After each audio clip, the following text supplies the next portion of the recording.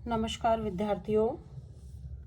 भारतीय संस्कृति के तत्व में हम भारतीय संस्कृति की विशेषताओं का अध्ययन कर रहे थे। पिछले वीडियो में हमने पूर्व वैदिक संस्कृति में हड़प्पा कालीन और मोहनजोदड़ो कालीन जो सभ्यता और संस्कृति थी उसके विषय में जानकारी प्राप्त की कि उस समय मनुष्य का रहन सहन, खान पान, धर्म, उनके वस्त्र, आभूषण, उद्योग धंधे किस प्रकार के थे।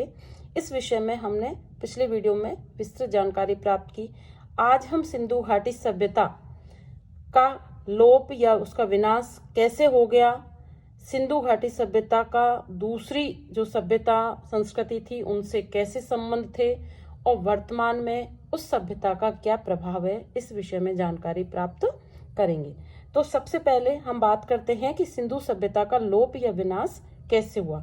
ये निश्चित रूप से नहीं कहा जा सकता कि सिंधु सभ्यता का लोप कैसे हुआ है, किंतु अनुमान लगाया जा सकता है कि मोहनजोदड़ो और हड़प्पा के जो नगर थे वो प्राय 2500 ईसा पूर्व में ध्वस्त एवं विलीन हो गए थे। इस चीज का कहीं कोई प्रमाण नहीं है, बस एक अनुमान है कि एक बहुत अच्छी समृद्ध और विकसित संस्कृति थी, लेकिन वो विलुप्त हो गई, वो दब गई या एक तरह से विलीन हो गई। तो इसका यही इसका अनुमान लगाया जा सकता है कि हो सकता है ऐसे कुछ प्राकृतिक कुछ आपदाएं रही होंगी या ऐसे कुछ प्रभाव रहे होंगे कि जिसके कारण एक समृद्ध जो नगर था वो विलीन हो गया और आज हमें उनके अवशेष प्राप्त होते हैं। तो निश्चित रूप से तो नहीं, बस प्रमाणों के तौर पर ही ये हम कह सकते हैं। दूसरी बात है कि सिंधु घाटी की सभ्यता का दूसरी जो उस समय की तत्कालीन यानी कि उस समय की दूसरी सभ्यताओं से कैसे संबंध थे। तो मोहनजोदड़ो, हड़प्पा तथा अन्य स्थानों की खुदाई से ये उजागर होता है कि सिंधु घाटी के लोगों का विदेशों में से आदान प्रदान था। सुमेरिया से तो इनके बहुत ही घनिष्ठ संबंध थे। इसके प्रमाण मिलते हैं कि इतिहासकारों ने सिंधु घाटी सभ्यता को इंडो सुमेरियन सभ्यता ही कहना शुरू कर दिया। सुमेरिया से सिंधु घाटी जैसी मोहरें प्राप्त हुई तथा मोहनजोदड़ो में भी कुछ सुमेरियन साक्ष्य प्राप्त हुए हैं। एक कीलाक्ष शिलालेख की प्राप्ति दोनों देशों के घनिष्ठ संबंधों की परिचायक है।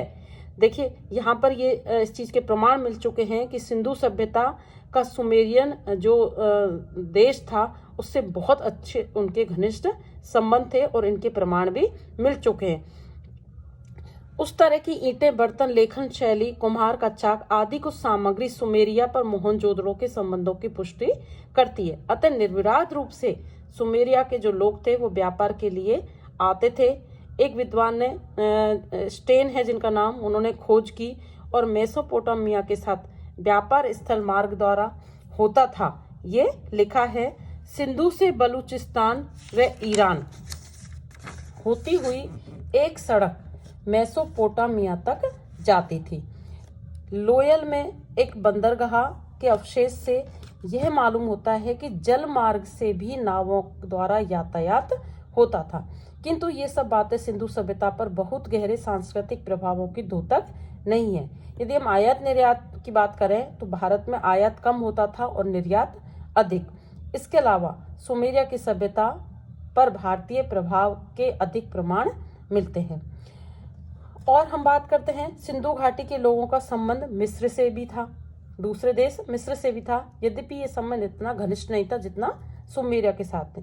तो जो भी संबंध स्थापित हुआ वह सुमेरिया के मार्ग से ही होता था, ऐसा प्रतीत होता है, क्योंकि भारतीय जल मार्ग द्वारा क्रीट तक जाते थे। पुरातत्व साक्ष्य इस बात की पुष्टि करते हैं कि सिंधु घाटी सभ्यता एक विकसित और विस्तृत सभ्यता थी। मार्शल जो एक लेखक है, उन्होंने कहा है कि नगर नियोजन में पश्चिमी सभ्यता से सिंधु सभ्यता उच्च थी। देखिए बहुत बड़ी बात यहाँ पर मार्शल ने की है कि जो स्ट्रक्चर था, जो बसावट थी नगर की या बस्ती की, वो पश्चिमी सभ्यता से भी कहीं अधिक ऊंचे स्तर की उस समय थी। तो और वर्तमान, अब हम तीसरे बिंदु पर बात करते हैं कि वर्तमान भारत पर उस सिंधु घाटी सभ्यता का क्या प्रभाव है। तो सिंधु सभ्यता जैसा कि हमने कहा है कि लुप्त हो गई है, पर उसका जो प्रभाव है वो आज भी भारत में विद्यमान है। सिंधु सभ्यता में देव पूजा प्रचलित थी, जो आज भी है। सिंधु वासियों की तरह वर्तमान समय में भी भारत की जो जनता है वो हमारे जो उपयोगी वृक्ष हैं जैसे तुलसी, पीपल, आंवला, इनकी पूजा करती आ रही है। सिंधु सभ्यता में भी देव पूजा और पशु पूजा प्रचलित थी, और ये पशु पूजा भारत में प्राचीन काल से लेकर वर्तमान काल तक चली आ रही है। जैसे सर्प पूजा, गौ पूजा इसके प्रमाण हैं कि इन पशुओं की पूजा वैदिक काल से पूर्व सिंधु सभ्यता के समय में ही होती थी, और आज भी ये जो परंपरा है वो हमारी संस्कृति में आज भी है। सर्प पूजा, गौ पूजा अभी मैंने बताया कि प्रमाण है। सिंधु निवासियों की भांति शिवलिंग की पूजा भी हिंदू जनता प्राचीन काल से करती आ रही है। वैसे ही गौ, जौ, चावल आदि भारतवर्षियों के प्रमुख खाद्यान्न है जो उस समय थे। ये देर सिंधु सभ्यता की मानी गई है। सिंधु सभ्यता के लोगों के समान ही प्राचीन जो भारतीय हैं वो मृतक शरीरों का दाह क्रिया करते थे, और ये वर्तमान में भी पूर्णतः ऐसे ही प्रचलित है। हमारे आज के भवन और नगरों का निर्माण और जो कला है वो सिंधु सभ्यता की ही उस पर छाप परिलक्षित होती है। वेशभूषा, श्रृंगार, आभूषण सिंधु सभ्यता के तरीकों की भरपूर छाप देखने को मिलती है। कृषि, पशुपालन उस तत्कालीन उस समय की सभ्यता की ही देन प्रतीत होते हैं।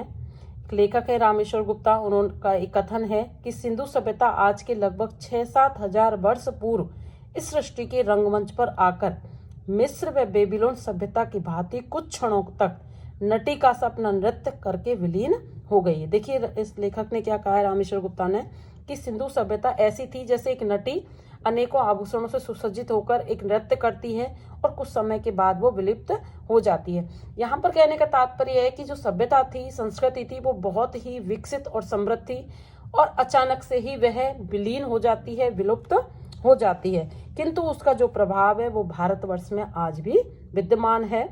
मातृ देवी की पूजा, शक्ति पूजा, शिवलिंग, देवता, पत्थर, तुलसी वृक्ष, जादू टोने, तंत्र मंत्र, ये सब आज भी भारतीय संस्कृति में प्रचलित हैं, और ये सिंधु सभ्यता में भी पाए गए हैं। कई बातें भारतीय संस्कृति में उस अति प्राचीन काल से आगम रूप में चली आ रही हैं। कई पौराणिक जो हिंदू देवता हैं वो सिंधु सभ्यता के देवताओं के ही विकसित रूप है।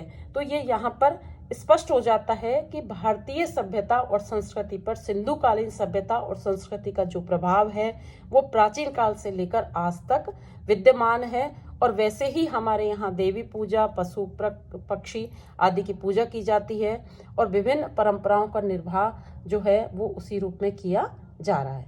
धन्यवाद।